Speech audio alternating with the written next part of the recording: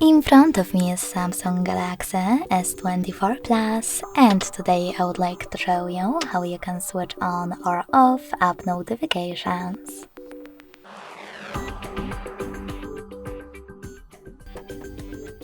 Begin by opening Settings and scrolling down to access notifications. Then tap on App Notifications at the top